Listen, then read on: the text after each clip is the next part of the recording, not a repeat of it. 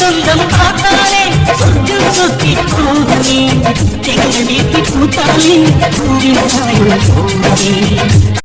சே ஒத்தேல இவ்வளவு மீன் கழிட்டு வந்தா எப்ப கழுவி தொலைக்குது? அரிய அரிய வந்துட்டே தான் இருக்கு.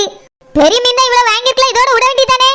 அது என்ன சால மீன் ஒரு சட்டி வாங்கி வச்சிருக்கு, அதனை எப்ப கழுவி கொடுத்து எப்ப கொண்டாடுறது? இதையே தலையும் வாழையும் போட்டு கறி வச்சுட்டு துண்டெல்லாம் பொரிச்சிருக்கலாம். இங்க என்ன 50 பேரா இருக்கவே? சோதனை பெருஞ்சோதனையெல்லாம் இருக்கு. இவ்வளவு மீனை மொத்தமா கறி வச்சு இந்த கிழவி தான் திங்க போதா இல்ல வெளியே எங்கேயும் கொண்டு விற்க போதா தெரியலையே. நம்மளுக்கு தெரியாம இதை வியாபாரம் ஆரம்பிச்சிட்டோம். இவ்வளவு மீனை பார்க்கும்போது எனக்கு தலையெல்லாம் கிருன்னு சுத்துது. சொத்த நேரம் வீட்டுல வேலை இல்லைன்னா இருக்க முடியல. மீனை வாங்கி வச்சுக்கிட்டு என்னையவே கழுவுங்க வேண்டியது. மாமியார் கிழக்கு இருந்திருந்தாலும் பேதி எடுத்துருதம்மா. மீன் வாங்க போகும்போது நான் பார்க்காம இருந்து தொலைஞ்சிட்டேன். பார்த்துருந்தேன் இந்த ஊருக்குள்ள வர மீனெல்லாம் வாங்க வேண்டாம்னு சொல்லிப்பேன். ஏ அம்மா அம்மா அரிய அரிய வந்துகிட்டே தான் இருக்கு. அங்க மார்க்கெட்ல போய் வாங்கியிருந்தாச்சுன்னா அங்கேயே அரிஞ்சு வாங்கிட்டு வந்துருக்கலாம்.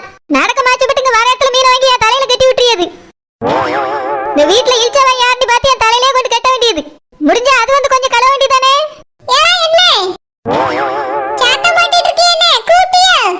ஆமா தேய், இந்த சால மீன் கழுவுக்கு நேரம் நீங்களே கழுவிருங்க தேய்.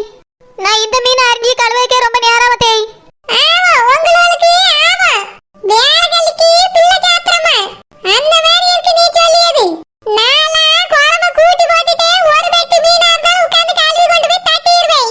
எங்க தட்டுவிய தே தூரையா?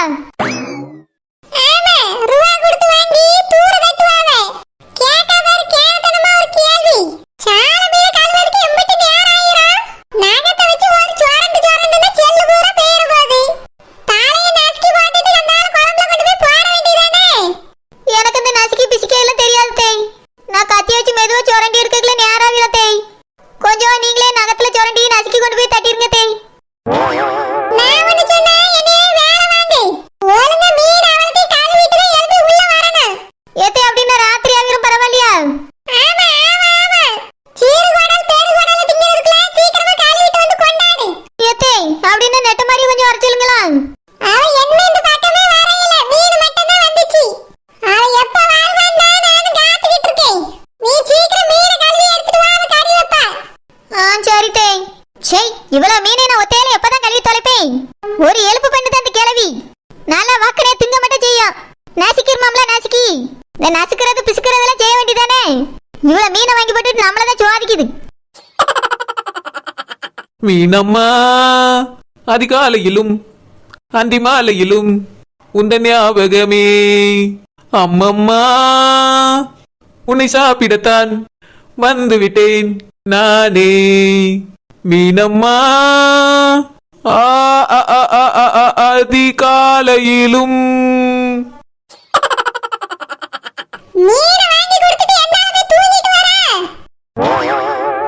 தூங்கிட்டனா? ஏத்தே நான் முழிச்சுதான் இருக்கேன் தேய்.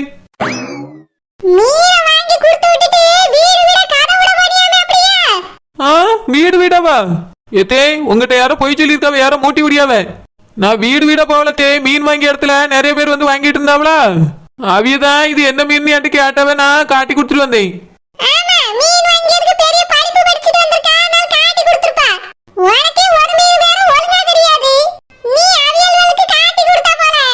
இல்ல தேய், மீனை பத்தி எனக்கு எல்லாம் தெரியும் தேய்.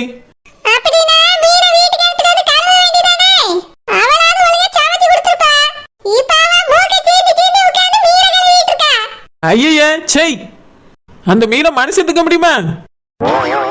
அவளுக்கு தான் தடுவம் பிடிச்சிருக்குன்னு தெரியுதுல, நீங்களாவது மீனை கழுவி இருக்கலாம்ல.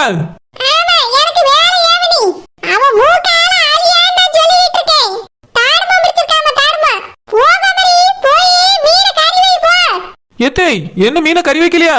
நான் ரெடியா இருக்கோம் சாப்பிடலாம் நினைச்சிட்டு வந்தேன். மீன் வந்து எவ்வளவு நேரம் ஆச்சு? இவ்வளவு நேரம் என்ன பண்ணிட்டு இருந்தியா?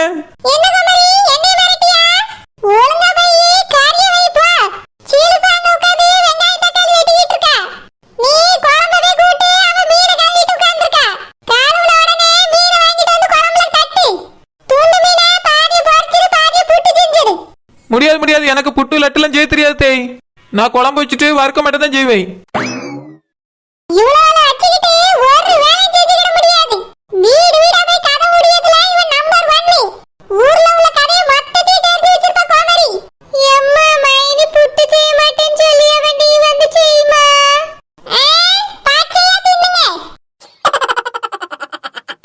சித்தி மட்டும் யாமினி ஆனந்த் குழந்தனுக்கு கட்டி தந்தாவனா நல்லா இருக்கும் பத்தியா. ஆமாக்கா, யாமினி நல்ல பிள்ளை. இது வரைக்கும் இத்தனை நாள் இருந்திருக்க ஒரு வார்த்தை பேசினது இல்ல. நம்ம என்ன சொன்னாலும் சரிக்கான்னு சொல்லியா. இந்த மாதிரி பிள்ளைதாக்கா வேணும். அது மட்டும் இல்லாம ஆனந்த் குழந்தை ரொம்ப நல்ல குணம். அவர்கிட்ட அந்த பிள்ளைய நாங்க பொண்ணு பார்க்க போனோம்னு சொன்னேனா. அப்படியா, சொல்லிட்டியோ? ஆமாக்கா, சொன்னோன்னே ரொம்ப சந்தோஷப்பட்டாரு பத்துக்க. அப்போ யாமினி அவருக்கு பிடிக்குமோ? ஆமாக்கா, யாமினி யாருக்கு தான் பிடிக்காது. நல்ல பிள்ளைல, அதனால தான் எல்லாருக்கும் ஒரே மாதிரி பிடிக்குது. நம்ம அத்தைக்கு 4 மருமக, அதுல ஒண்ணு யாமினி. இன்னொரு பிள்ளை தான் யாருன்னு தெரியல. குஷ்பு மையன்னு கொஞ்ச நாளையில தெரிஞ்சிட போகுது. அதுக்கு பிறகு 4 பேரும் சேர்ந்துட்டு வேலை பார்த்தோம்னா ஒரு கஷ்டம் இருக்காது. ஆமாக்கா, நல்லா இருக்கும். 4 பேரும் சேர்ந்து எங்கனாலும் போகலாம், வேலை செய்யலாம், நல்லா உட்காந்து கதை விடலாம். ஆமா, குஷ்பு யாமினி படிச்சிருக்கால, ஏதாவது படிச்சதுக்கு தகுந்த மாதிரி வேலைக்கு போனாலும் போவா. போட்டோக்கா, நான் வீட்டுல இருக்கும்போது ஒற்றுமையா இருப்போம், நல்லா இருக்கும்ல. நீ தானே தனி குடுத்தனம் பண்ணணும்னு சொல்லிட்டு இன்னைக்கு என்ன வேற மாதிரி பேசுற? இல்லக்கா, நம்ம வீட்டுல சந்தோஷமான விஷயம்லாம் நடக்க போகுதுல்ல. இப்போ எனக்கு அப்படி தோணல. ரொம்ப சந்தோஷமா இருக்கு. அத்தையா நம்மளோட தனித்தனியா வச்சுட்டாங்கன்னா நல்லா இருக்கும். வைப்பாவே நம்ம மாமனாரோட தம்பி தங்கச்சியெல்லாம் தனித்தனியா தானே இருக்காவே, ஒன்னாவா இருக்காவே. அந்த மாதிரி அவியலுக்கு தோணும் போது நம்மளோடையும் தனித்தனியா ஒரு வீடு கட்டி வைப்பாவே. ஆனா ஒன்னா இருக்கிறது ரொம்ப சந்தோஷமா தான் இருக்கு என்னக்கா. ஆமா குஷ்பு, எனக்கு இதுதான் பிடிச்சிருக்கு. எல்லாரையும் தனித்தனியா வச்சுட்டாலும் நான் அத்தை மாமா கூட தான் இருப்பேன். நான் இந்த இடத்த விட்டுட்டு போக மாட்டேன். சரிக்கா, நான் என்ன 2 பேர் வர போறவங்க எப்படி இருப்பான்னு தெரியல. நீயே வெளியே போனுங்க, வேற மத்தவியல் என்னத்த சொல்ல. ஏக்கா, பிள்ளைகளும் வளர்ந்துகிட்டு இருக்கு. எனக்கு 2 பொட்டை பிள்ளைகள். உன் பிள்ளைகளுக்கு ஒரு வயசுக்கு மூத்த பிள்ளைகள். அதனால என்ன ஒன்னா கிடந்தா நல்லவா இருக்கு. அதுவளுக்கு கல்யாணம் பண்ணி கொடுக்கணும், மருமகன் வருவான். என்ன ஒன்னா இருந்தோம்னா நல்லா இருக்காதுக்கா. அதுக்கு தான் சொல்லி. சரி குஷ்பு, அதுக்கெல்லாம் என்ன நாள் இருக்குல்ல. பாப்ப வாழ்க்கையில எத்தனையோ மாற்றங்கள் வருது. ஒரே தலைவலியா போச்சு. தோட்டத்துக்கு போனா நிம்மதியா இருக்க மாட்டேங்க. வர வர ஆளுக்கு டார்ச்சர் பண்ணியானவ. அவனால என்னத்த சொல்ல, நம்ம தான் எல்லாத்தையும் பொறுத்து தாங்கி போக வேண்டி இருக்கு. ஒரே தலைவலி, டென்ஷன் ஆகி போச்சு. ரோசப்பு, ரோசப்பு, சீக்கிரமா ஒரு காப்பி எடுத்துட்டு வா. ஒரே தலைவலியா இருக்கு. சொத்தோல சுக்கு மல்லி தட்டி போட்டு எடுத்துட்டு வா. ஐயா லட்சுமணா, என்னாச்சியா? ஏன்ப்பா தலைவலிக்கு? ராத்திரி சரியா தூங்கலையோ? எம்மா, ராத்திரில நான் நிம்மதியாதாம்மா தூங்கி முழிச்சேன். நம்ம வீட்டுல நம்மளுக்கு தலைவலி வர்ற அளவுக்கு எனக்கு டென்ஷன் வந்திருக்கு. தோட்டத்துக்கு போனாதாம்மா டென்ஷனே வருது. இப்பெல்லாம் வேலைக்குன்னு ஒருத்தனை வச்சோம்ல, அதுல இருந்தே ஒரே டென்ஷன் தான். யாரு அப்படி சொல்லியா? என்னாச்சு, என்ன பிரச்சனை? அதாம்மா, சுப்பிரமணியன் ஒருத்தனை வேலைக்கு சேர்த்தோம்ல, அவனாலதான் டென்ஷன் ஆகுது. முன்னத்துக்கு ஆக மாட்டான். ஏன்ப்பா அவன் அப்படி சொல்லியா? நல்ல பையன் தானே. நல்ல பையன்தாம்மா, நான் அப்படிதான் நினைச்சிட்டு இருந்தேன். இன்னைக்கு அவன் பண்ண காரியத்தினாலதான் எனக்கு டென்ஷன் ஆகுது. வேலையை ஒழுங்கா கூறுபாட்டோட செய்ய மாட்டேங்க. அவன் இஷ்டத்துக்கு ஏதோ ஒண்ணு எழுதுறான், கேட்டா என்னமோ கதை சொல்றான். கம்ப்யூட்டர் வேணாங்க. இது வரைக்கும் நம்ம என்ன கம்ப்யூட்டர்ல கணக்கு எழுதிட்டு இருந்தோம். இந்த பையன் என்னதான் நினைக்கானே எனக்கும் தெரியவில்ல. என்னைய லட்சுமணா, என்னதான் பிரச்சனை? எதுக்கு அவனை இப்படி வருத்தப்படியா? என்னமா சொல்றது, கணக்கு நோட்ல எல்லா கணக்கும் தப்பு தப்பா இருந்து என்னன்னு கூப்பிட்டு கேட்டா யாரோ சைவர் அதிகமா போட்டாவன்னு சொல்லியா. அவன் எழுதி வைக்க நோட்ல யார் வந்து இப்படி சைவர போடுவா? அந்த ஆபீஸ் ரூமுக்குள்ள நம்ம குடும்பத்தை தவிர வேற யாருமே உள்ள நுழைய மாட்டாவ. சின்ன பிள்ளைகள் உள்ள போனாதான் தெரியாம அந்த மாதிரி கிறுக்கி வச்சிருக்கோம். நான் போவேன், இல்லைன்னா அண்ணன் போவாரு, இல்ல அண்ணன் வருவான். சில நேரம் தம்பி சூர்யா வருவான். நாங்கெல்லாம் என்ன முட்டா பையெல்லாம் சைவர அதிகமா போட்டு வைக்கிறதுக்கு. என்னென்ன பிரச்சனை? அந்த சுப்பிரமணி பையன் தான்ப்பா ரொம்ப டென்ஷன் பண்ணியா. நீ சொல்லும் போதே அவனை வேலையை விட்டு தூக்கணே இல்ல. இப்ப அவனால ஒரே சுவாதனையா இருக்கு. என்னாச்சுன்னு? என்ன பிரச்சனை? கணக்கு நோட்டு கணக்கு எல்லாமே தப்பு தப்பா இருக்குப்பா. எல்லா கணக்குலயும் ஒரு சைவரா அதிகமா போட்டு வச்சிருக்கான். கேட்டா யாரோ வேணும்னே போட்டு வச்சிருக்காவங்க. இப்ப கம்ப்யூட்டர் வாங்கி தாங்க. என்ன, முதல்ல அவனை வேலையை விட்டு தூக்குங்கண்ணே, மத்ததெல்லாம் நான் பாத்துக்கிட்டே. ஆமா தம்பி, எனக்கும் அதான் தோணுச்சு. ஐயா லட்சுமணா, அந்த பயல பார்த்தா அப்படிலாம் போய் கணக்கு எழுதிய மாதிரி தெரியலப்பா. அவன் இந்த வீட்டுக்கு வந்த பிறகு அந்த வீட்டுக்கு ஒரு நிம்மதி கிடைச்ச மாதிரி இருக்கு எனக்கு பார்க்க. அவனை மட்டும் இங்க இருந்து போக சொல்லிடாதய்யா. உங்க அப்பாவும் அவனை ரொம்ப நல்ல பையன், நீ வந்து தினமும் பார்த்து ஆறுதல் சொல்லிட்டு போறான்னு சொல்லியாவ. அவன் ஒரு வேலைக்காரி மாதிரிலாம் நம்ம வீட்டுல நடந்துக்கிட்டே இல்லப்பா. எல்லார் மேலேயும் அக்கறையா இருக்கவன் தங்கச்சி காப்பாத்திருக்கான். அவன் உசுர கூட பெருசா நினைக்காம கிணத்துல குதிச்சு தூக்கி இருக்கான் பாத்தியா. மத்த யாராவது இருந்தா கிணத்துல என்ன இருக்குமோ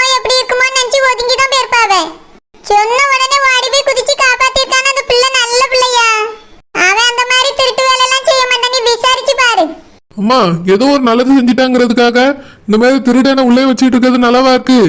அவன் பொய் கணக்கு எழுதியிருக்காமா, அப்படின்னா ஏதாவது பணத்தை திருடி இருப்பான். அதனாலதான் இந்த மாதிரிலாம் கணக்கு எழுதியிருக்கான். தம்பி, பணம்லாம் அவன் கைக்கு போவாதுப்பா. நானும் அண்ணனும் தான் பணத்தெல்லாம் வாங்குவோம். அவன் கணக்கை தான் இப்படி மாத்தி மாத்தி எழுதியிருக்கான், எதுக்குன்னு தெரியல. ஐயா லட்சுமணா, அப்படி எழுதுனா அவனுக்கு என்ன லாபம் கிடைக்க போகுது? குறைச்சு எழுதி வச்சிருந்தாலும் அவன் ரூபா வாங்கக்கு எழுதிருக்கான்னு சொல்லலாம். நல்லா யோசிச்சு பார்ப்பா, அவனை உன் தம்பி மாதிரி நினைச்சுக்க. ஏதாவது குத்தம் குறை இருந்தாலும் மன்னிச்சிருப்பா. அம்மா, என்னம்மா இப்படி பேசுறீங்க? அண்ணனுக்கு தம்பி அவன் யாரோ எவனோமா, வேலைக்கு தான் வந்திருக்கான், வேலைக்காரன். அவனை வைக்க வேண்டிய இடத்துல வைக்கணும். அவனுக்குலாம் இப்படி எல்லாம் சப்போர்ட் பண்ணாதீங்கம்மா. ஐயா, அந்த பையனை என்னால பிரிச்சு பார்க்க முடியல. அவன் இந்த வீட்டுக்குள்ள வந்த அன்னைக்கு தான் இந்த வீட்டுக்கு ஏதோ வெளிச்சம் வந்த மாதிரி இருந்துச்சு. அதுக்கு பிறகுதான் நீ இருக்க செய்தியே நாங்க காதல் கேட்டோம். 20 வருஷமா இருளா கிடந்த வீடு வெளிச்சம் வந்த மாதிரி என் மனசுக்கு தோணுச்சுப்பா. அதனால அவனை வேலை விட்டு மட்டும் துரத்தாதுங்க. அதுக்கு இல்லம்மா, இப்படி சின்னதா திருட்டு நடக்கும் போதே நம்ம கண்டுபிடிச்சு வெளியே துரத்தலன்னா அப்புறம் பெரிய பெரிய திருட்டு எல்லாம் நடக்கும். இது சரியில்லை, பாத்துக்கங்க. நான் அவ்வளவுதான் சொல்லுவேன்.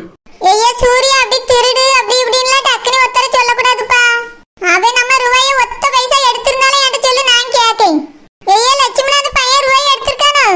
அதெல்லாம் இல்லம்மா, ரூபாயை நானும் அண்ணனும் தானே போய் வாங்குவோம். அவன் எப்படி ரூபாய் எடுக்க முடியும்? கணக்கு தான் தப்பு தப்பா இருக்கு. அப்ப சரியா, ஒரு கம்ப்யூட்டர் வாங்கி போடு. அதுக்கு மேல ஏதாவது கணக்கு வழி தப்பா இருந்தா பாத்துக்கிடுவோம். சரிங்கம்மா, அண்ணனும் இப்படிதான் சொன்னாரு, நீங்களும் அதே தான் சொல்றீங்க. 2 பேரும் சொல்றதுனால கம்ப்யூட்டர் வாங்கி கொடுக்கேன். அதுக்கு மேல அவன் தப்பு ஏதாவது வந்துச்சு, நான் அவனை சும்மா விட மாட்டேம்மா. என்ன நீங்க பண்றது திருடன் கையிலே சாவி கொடுக்கற மாதிரி இருக்குனே. இது எதுவுமே சரி வராது, அவ்வளவுதான் நான் சொல்லுவேன். தம்பி சூர்யா, இந்த ஒரு தடவை பாப்போம்பா. இதுக்கு மேல ஏதாவது கோளாறு இருந்துச்சு சும்மா விட மாட்டேன். ஏங்க சாப்பிடுறீங்களா? என்னது சாப்பாடா? என்ன ரோசாப்பு, உனக்கு காது ஏதோ மந்தமாயி போச்சோ? ஏங்க எதுக்கு அப்படி சொல்றீங்க? பிறகு டென்ஷனா இருக்கு, காப்பி கொண்டா நானும் கத்திட்டு நிக்கிறேன். நீ என்னடா சாவகாசமா வந்து சாப்பிடுறீங்களான்னு கேட்டா என்ன அர்த்தம்? ஐயா அப்படியே, நான் சமையல் கட்டல தங்கச்சி கூட பேசிட்டு எனக்கு ஒண்ணு கேட்கலையே. கேட்காது, புருஷன் நேரத்துக்கு வருவான்னு கூட உனக்கு மறந்துடும். போய் ஒரு கிளாஸ் காப்பி போட்டு எடுத்துட்டு வா. ஐயா லட்சுமணா, அதான் கறில வச்சாச்சில சாப்பிட வேண்டியதானே. சாப்பிடுற நேரத்துல போய் காப்பி குடிச்சீன்னா எப்ப சாப்பிடுவா?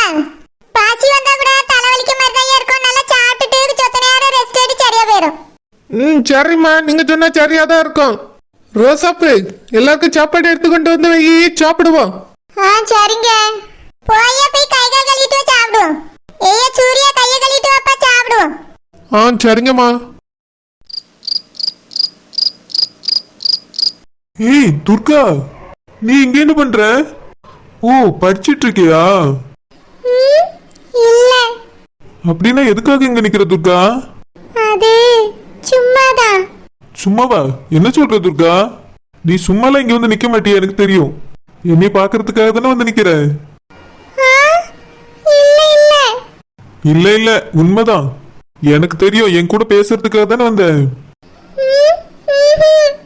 துர்கா, நீ என்னை பார்க்க வந்தாலும் தப்பே இல்ல. ஏன்னா நானே உன்னை பார்க்கணும்னு தான் நினைச்சிட்டு இருந்தேன். உன்கிட்ட ஒன்னு சொல்லியே ஆகணும். என்ன சொல்லணும்? நீ ரொம்ப அழகு தெரியுமா? உன்னைய எனக்கு ரொம்ப பிடிக்கும். I love you Durga.